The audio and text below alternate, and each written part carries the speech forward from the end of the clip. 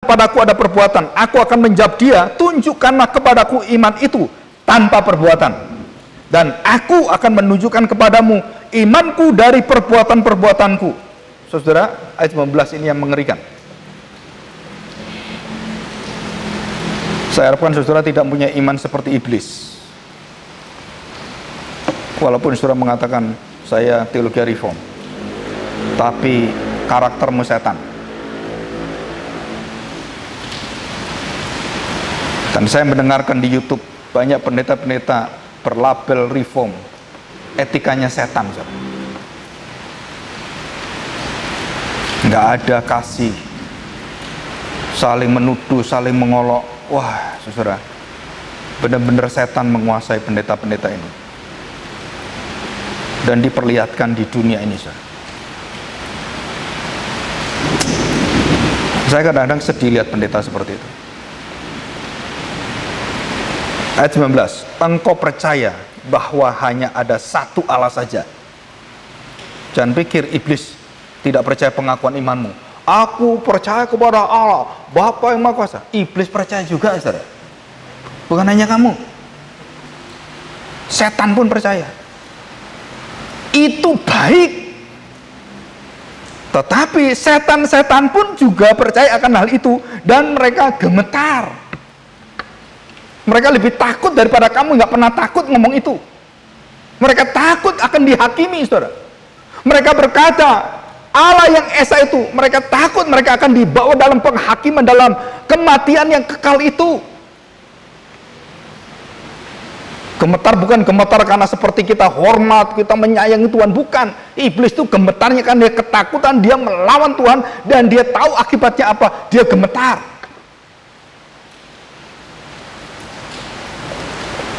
Dan kemudian ayat 20, hai manusia bebal. Siapa ini?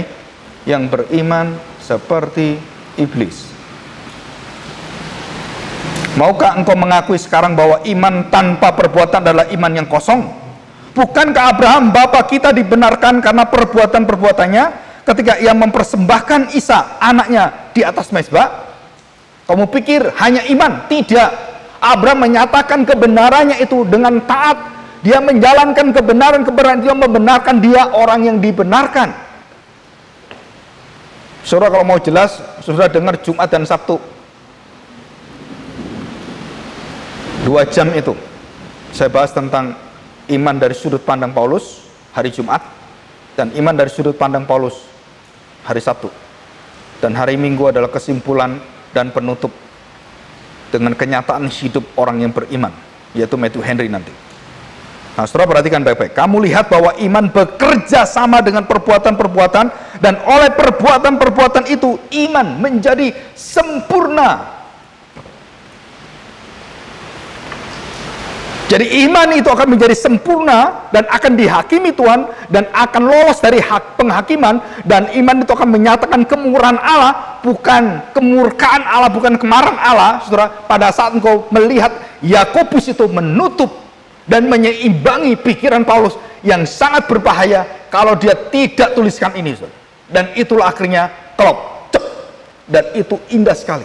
Jadi bukan karena iman saya, bukan karena perbuatan saya, karena Kristus. Before itu Paulus yang membahas bagaimana kamu bisa beriman, bukan kamu berbuat terus kemudian kamu punya iman, kamu melahirkan iman, bukan.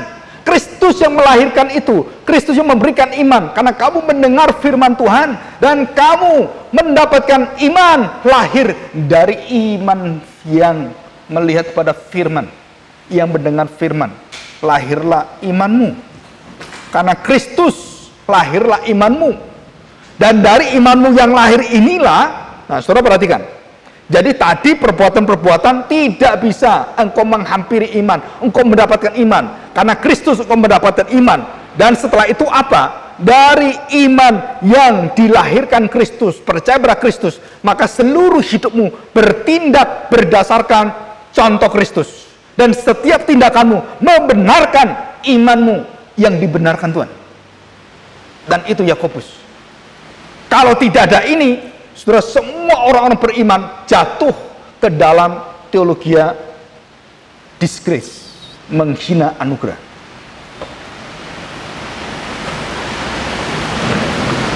Saudara, kita bergereja itu nggak semudah yang kita pikir. Banyak orang bergereja itu selalu berpikir di luar dulu, padahal gereja dimulai dari dalam dulu. Kalau dalam nggak berubah-berubah, itu pasti ada yang salah. Pasti ada yang salah. Berarti kita berpusat pada diri kita sendiri, dan itu berdosa besar. Ya. Nah, saudara, kita ringkas, setelah itu kita masuk ke Matthew Henry. Jadi saya tanya sekarang, jadi setiap orang sekarang, setelah dia diselamatkan, mendapatkan iman yang membenarkan dia, maka seluruh perbuatannya after, tadi kan before, Paulus berbicara bagaimana kamu mendapat iman, bukan karena perbuatan, bukan karena Taurat, bukan karena melakukan Taurat, bukan karena taat pada Taurat, bukan. Kamu mendapatkan karena kamu dapatkan kasih, karena kesetiaan, anugerah Allah kamu dapatkan ini. Yakobus tidak membahas before, no. Yakobus membahas apa? After. Justification by faith. Setelah kamu dibenarkan itu apa? Bukan sebelumnya. Yakobus membahas, kamu setelah ini apa yang kamu lakukan? Sesuai nggak dengan imanmu? Apakah kamu berjalan dengan iman yang hidup? Iman yang asli, yang orisinil, iman yang dinamis, atau kamu imanmu mati memang tidak ada Kristus? Dan disitulah Yakobus mengatakan, aku akan menunjukkan semua contoh dalam Alkitab, orang-orang yang dibenarkan karena perbuatannya, Abraham, Rahab, dan semua orang, termasuk Ayub, Daud, Salomo, dibenarkan karena perbuatannya. Bukan di dalam dosanya, bukan before-nya, tapi after-nya. Kenapa? Karena dia menyatakan kasih Tuhan yang terdalam. Saudara, Timothy Keller dengan sangat bagus barusan ini mengekspos satu kata-kata.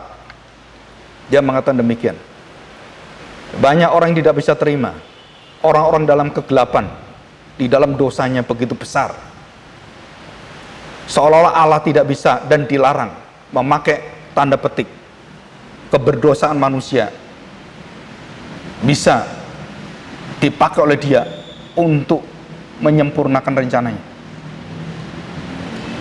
Saudara, seluruh Alkitab mengatakan Fir'aun diterbitkan oleh Tuhan untuk menyempurnakan seluruh penghajaran pendidikannya pada bangsa Israel. Babilonia diangkat oleh Tuhan. Saudara tahu, Goliat diangkat oleh Tuhan untuk apa, saudara? Itu semua Tuhan yang menerbitkan orang jahat ini, saudara, untuk memamerkan kepada dia orang-orang dia cintai, orang dia kasih, nggak terkalahkan dengan engkau semuanya. Dan itu hak Tuhan.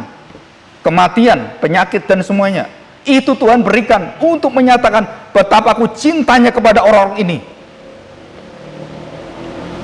Dan itulah perbuatan-perbuatan dan kejadian-kejadian yang membenarkan bagaimanakah orang Israel itu dibenarkan Tuhan. Dalam perjalanan 40 tahun itu, Tuhan memberikan orang-orang yang biadab, yang akhirnya Tuhan hempaskan mereka semua. Ya, oke. Kita lanjut ke Matthew Henry. Kita agak cepat ya. Kita masuk ke The Life of Matthew Henry ya. The Spirit of Puritan's Life, Christ-centered Biblical Living. Ya. Nah, saudara, saya akan memberikan contoh apa yang dialami. Jadi saya nggak bahas satu persatu detailnya. Ya, Matthew Henry itu lahir 18 Oktober 1662 dalam kondisi yang sangat sulit di Inggris, dan terjadi satu sakit penyakit seperti pandemi seperti kita, sampar dan semuanya tuh lagi berat-beratnya, saudara. Ya, dan itu masuk ke Black Death. Terus meninggal 12 Juni 1714, hanya berumur 52 tahun. Saya 55 tahun. Karya Henry bisa menjangkau ratusan tahun, dan begitu banyak.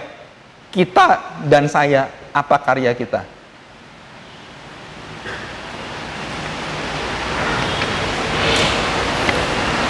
Dia hanya 52 tahun, saudara. Dan Tuhan Yesus hanya 33 tahun. Paling pendek Tuhan Yesus.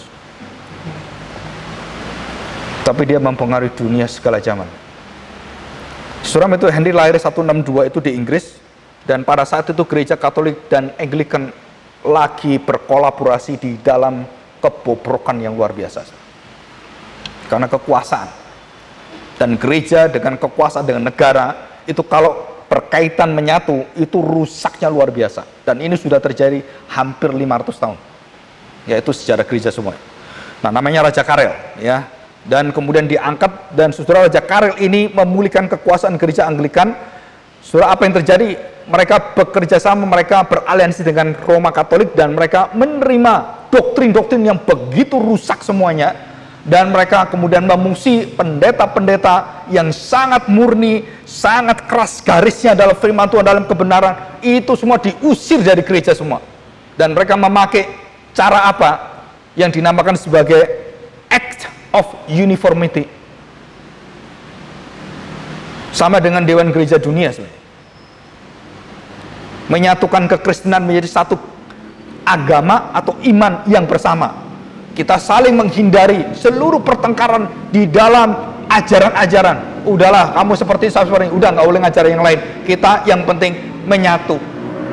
Kita bersama-sama bergereja, baik-baik saja bergereja. Saudara, orang-orang Puritan kata, no! Yang meninggalkan iman Kristen, pengajaran Kristen, kami tidak pernah mau beritakan itu. Kami beritakan apa yang Alkitab beritakan. Yesus Kristus pusat daripada seluruh iman kami, bukan paus, bukan semuanya. Dan mereka berani ngomong, mereka akhirnya diusir, dibunuh, dibakar semuanya. Dan puluhan orang pendeta dibakar oleh Roma Katolik. Dan itu masa kelam. Saudara belajar reformasi, saudara itu belajar satu kengerian penganiayaan di gereja. Bukan belajar, wow, 95 dalil tesisnya Martin Luther. Bukan itu, saudara. Itu cuma teori-teori yang ada. Tapi kenyataan hidup mereka mengerikan sekali, saudara. Indonesia pendeta reformnya pada kaya semua, saudara. Pada zamannya itu, saudara, mereka menjadi pendeta yang ketakutan luar biasa, dicari-cari, dibunuh, saudara. Sekarang naik mobil mewah, gedungnya bagus, musiknya bagus. Zaman dulu nggak ada, maka kita harus berdoa, Tuhan berikan bencana yang besar supaya gereja kami diuji oleh Tuhan. Dan itu doa daripada orang-orang China bawah tanah untuk Indonesia. Supaya kamu merasakan bergantung pada Tuhan seutuhnya. Saya waktu mereka berdoa seperti itu, malu saya jadi orang Indonesia. Seperti kami mengalami kesulitan ibadah dikejar-kejar, iman kami timbul seperti emas luar biasa. Apa perlu kita seperti itu? Kita doakan gitu, Bu? Perlu juga loh. Supaya tahu kamu rasanya gimana kamu ikut Tuhan. Kita terlalu enak, saudara. Saya kalau santai sedikit aja merasa berdosa, saudara. Saya nggak tahu ya, orang-orang bisa merasa enak, menikmati, saya itu nggak bisa, saudara. Bagaimana bisa kamu hidup untuk Tuhan seperti itu, gitu? Nggak dapat firman Tuhan, waduh puji Tuhan Pak, saya nggak menyatakan apa tugas-tugas, aduh enak Pak, gitu. Saya heran ada hamba Tuhan ngomong seperti itu, saudara. Kalau kamu nanti ada waktu, kamu nggak boleh menyuarakan suara firman Tuhan dan mengabarkan Injil, baru tahu kamu rasanya gimana. Sekarang ini kamu bisa memberitakan Injil kemana-mana. Oh puji Tuhan. Kok ada hamba Tuhan gereja nggak mau khotbah, nggak mau melayani? Ini bukan hamba Tuhan, hamba setan ini. Dan hampir semua teman-teman saya, kalau saya lihat, kamu khotbah berapa kali? Seminggu. Berapa? 6 kali. Saya 2 bulan sekali. Kamu seminggu 6 kali melayani Tuhan. Ngajar ini. Ngerepotin, ngapain kamu repot-repot? Nah, orang nggak tahu hati Tuhan, ya seperti itu. Nah, sebaliknya, bukan karena kelakuan seperti itu kemudian saya ini menunjukkan saya itu orang yang dikasih Tuhan, bukan juga, saudara. Bukan itu, ya. Oke. Nah, saudara, orang-orang itu disebut sebagai apa? Dis-centered. Padahal mereka itu begitu Christ-centered. Tapi orang Katolik katakan bukan dis-centered. Orang-orang menyimpang, tidak berpusat pada Roma Katolik, tidak mau menghargai paus sebagai manusia yang tidak berdosa. Oh, sampai seperti itu, saudara mereka. Orang-orang Puritan menentang, yang tidak berdosanya Tuhan kami, bukan kamu. Engkau menghujat Allah. Sudah berani mereka seperti itu, maka mereka dipotong lehernya, digergaji, dibakar, dibunuh, disiksa. Saudara. Apakah waktu itu akan ada nanti di akhir zaman? Pasti ada. Tunggu tanggal mainnya. Saya tidak nakut-nakutin, saudara. Ya. Oke. Nah, saudara perhatikan baik-baik, penganiayaan yang paling berat itu 24 Agustus 1662. 2000 pendeta dilarang berkhotbah dan mereka dikejar-kejar, mereka ditangkap, mereka dibunuh, mereka dibakar. Di Inggris dan sekitarnya. Irlandia dan semuanya. Maka mereka semua lari dan mencari satu jawaban Tuhan. Dan mereka berdoa. Apa yang mereka cari? The dream land, Kananaan land, theology of land. Apa itu? Amerika. Dan mereka akhirnya berdoa dan dipimpinlah beberapa pendeta Puritan yang sangat hormat pada Tuhan, yang sangat pintar, yang orang yang penuh dengan kerendahan hati. Mereka kemudian menyeberang dan melewati lautan dari Inggris ke Amerika, dan itu laut menelan mereka, berapa ratus orang mati di laut. Pendeta-pendeta itu dengan keluarganya mati di laut. Mereka menuju surga semua. Dan kemudian Tuhan izinkan beberapa rombongan datang, saudara, ke Massachusetts. Dan di sungai itulah mereka kemudian turun dan mereka menyatakan, kami akan mendirikan negara yang mencintai engkau, dan negara ini berdasarkan firman Tuhan, kebenaran yang utuh. Dan mereka berdoa, dan disitulah banyak orang Indian semua. Kan penduduknya orang Indian, dan berapa orang-orang yang mati di sana dipanah dengan orang Indian kita nggak tahu waktu pengabaran Injil. Tetapi mulai hari itulah lahirnya USA, United States of America. Siapa yang membawa itu? Yang melahirkan the founding fathers, kaum Puritan, pendeta-pendeta Puritan, pendiri Amerika. Dan itu tidak pernah dibicarakan. Indonesia seringkali the founding father, Soekarno, Hatta, gitu kan. Amerika nggak pernah menyinggung itu sama sekali, karena mereka malu dengan the founding father mereka, dan Tuhan malu mendengar mereka. Seperti Joe Biden dan semuanya. Surah sangat mengenaskan. Dan kita lihat hidupnya Matthew Henry. Kesulitan-kesulitan tantangnya apa? Saudara, kematian demi kematian, demi kematian, demi kematian. Sampai dia sendiri akan mati. Pada masa sulit lahirlah Matthew Henry, ya, papanya Philip Henry. Nah, kita lihat saudara, Matthew Henry anak kedua, kakaknya John meninggal pada usia 6 tahun karena sakit campak yang berat yang melanda seluruh Eropa. Ketika masih balita, Matthew sendiri juga terserang penyakit itu, juga mau mati. Tetapi Tuhan tidak memberikan kesempatan maut untuk membatalkan rencananya pada Matthew Henry. Dan Matthew Henry akhirnya hidup. Dari kecil Matthew Henry sudah tampak memiliki bermacam-macam bakat, sangat cerdas dan sangat pintar. Tetapi lebih penting adalah dari sejak kecil dia begitu mencintai Tuhan. Sudah dipilih Tuhan, tindakan dan tingkah lakunya membenarkan imannya. Dan itulah Matthew Henry dari umur 4 tahun. Dan dia tidak pernah tinggalkan ucapan-ucapan orang tuanya untuk bergereja. Dia terus bergereja dengan taat. Dalam sakit, penyakit, dalam apapun, dia tidak pernah tinggalkan gereja Tuhan. Dari kecil, saudara. Saya nggak tahu, saudara punya anak kayak apa. Dan ini masa-masa sulit, campak, dan menular. Begitu berat, dan ini mematikan seluruh Eropa.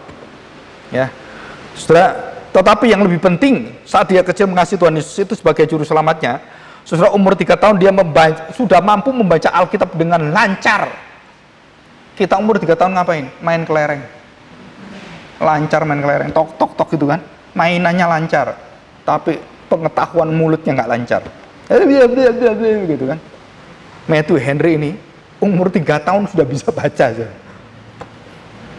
Saudara tahu Einstein sampai SD nggak bisa baca. Bedanya Henry dengan Einstein, pinter dunia dan pinter dalam Tuhan.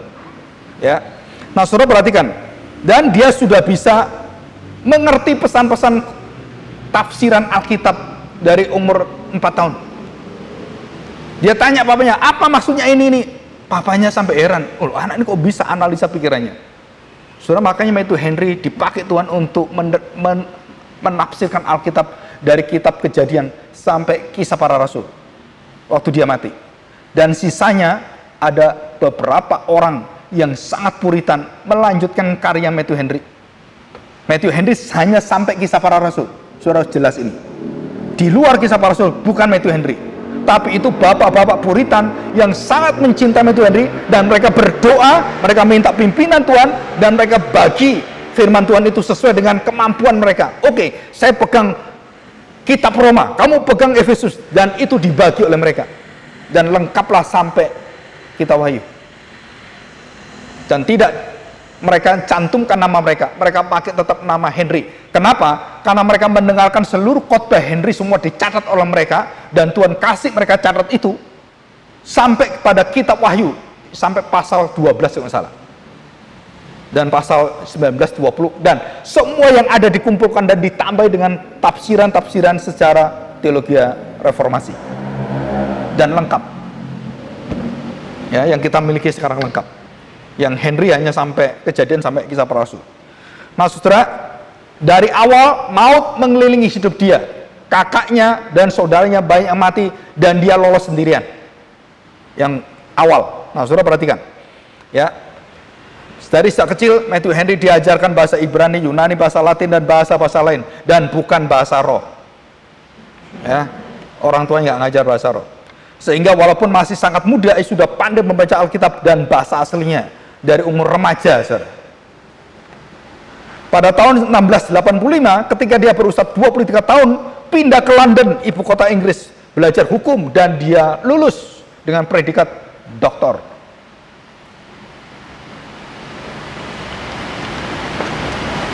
Saudara, kenapa Matthew Henry dan juga papanya dan juga keluarga Henry ini ya begitu bisa sampai pendidikan tinggi? Mereka adalah orang yang sangat kaya, saudara. Nenek moyang daripada Henry ini, dan kawin dengan, nah ini ada ya belakang ya, di sini ayahnya Philip Henry itu kawin dengan ibunya Catherine Matthews, orang konglomerat. Jadi papanya bersyukur Tuhan kasih istri konglomerat, jadi nggak ribut soal uang sana sini, nggak ribut soal makan, dia berkonsentrasi terus kemudian menjadi warisannya Matthew Henry. Seluruh tafsiran dari papanya Matthew Henry sampai kepada tafsiran masa kini yang kita terima, itu dikerjakan dari sejak papanya Philip Henry. Dan saya punya beberapa bukunya Philip Henry tentang Kristus sebagai center of our life. Itu tulisan dari Matthew Henry yang mengcopy tulisan papanya, dan dia sadu, dia edit, kemudian menjadi buku untuk papanya. Ya, saya punya papa juga sama. Saya ingin terbitkan buku papa saya. Ada tebal sekali gitu, ya.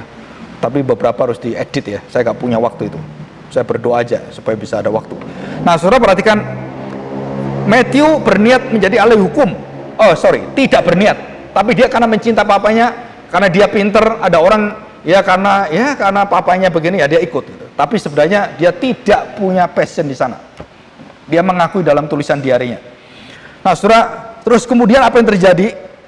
Saudara, karena dia mau ikut, karena dibutuhkan seorang ahli hukum di Inggris, karena begitu banyak masalah-masalah hukum etika pada saat itu. Dan Matthew Henry akhirnya masuk ke sana.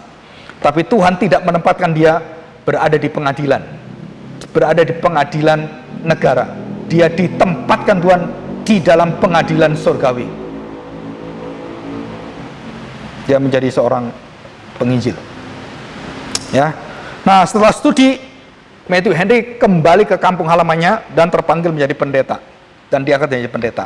Dan dia ditawari menjadi pendeta 2 gereja, dia suruh pilih. Yang satu gereja yang besar di London dengan kapasitas yang besar, dengan fasilitas yang begitu mewah, dan satu tempat di gereja Chester ya, yang sangat kecil, yang jemaatnya sangat sedikit, dan dia pilih jemaat ini.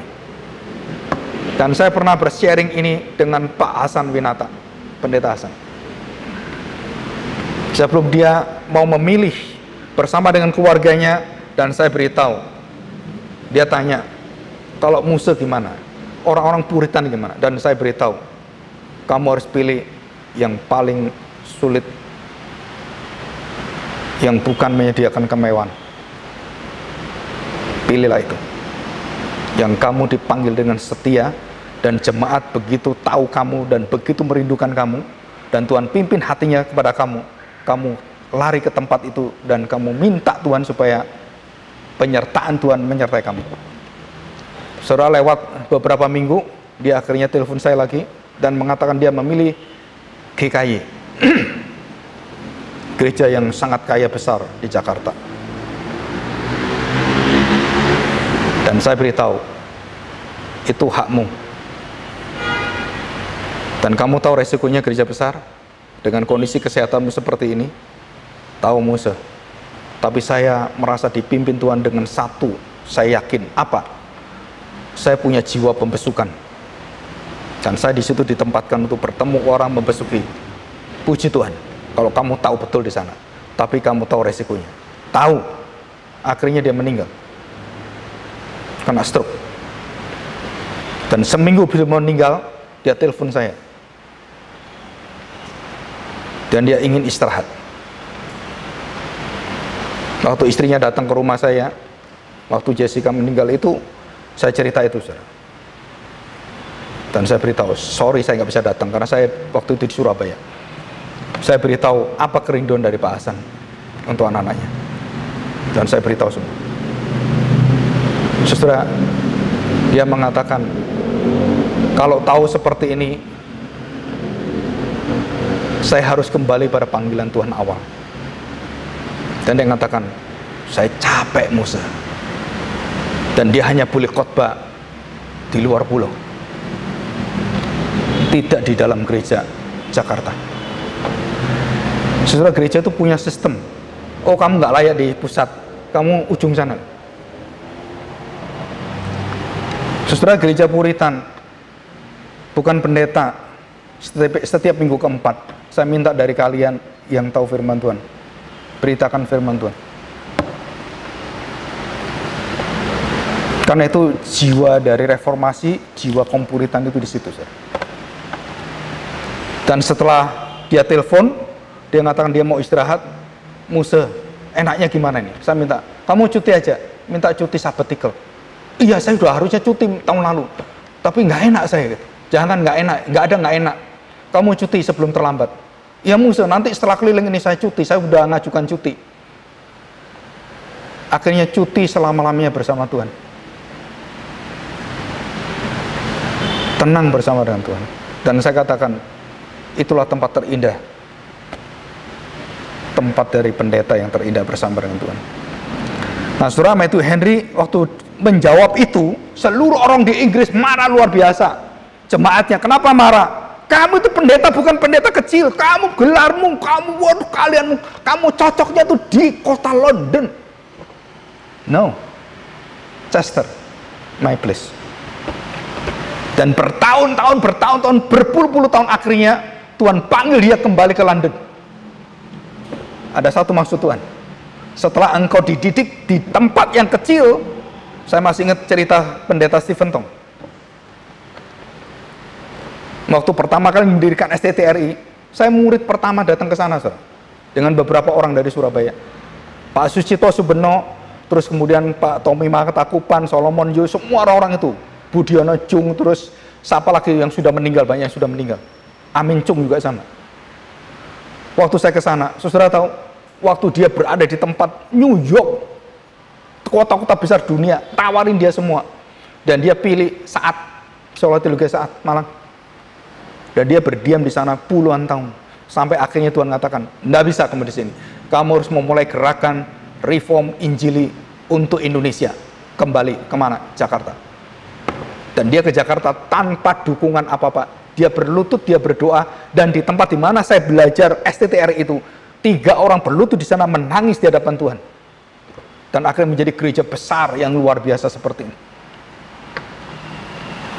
Sudah banyak orang nggak tahu latar belakang seperti itu. Saya diberi kesempatan oleh Tuhan melihat orang-orang besar dari bawah. Tapi yang sekarang ini nggak tahu semua. Nggak pernah tahu mereka.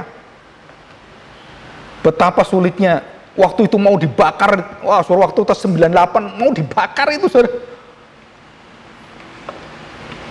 Dan saya masih ingat semua murid yang perempuan ungsikan semuanya.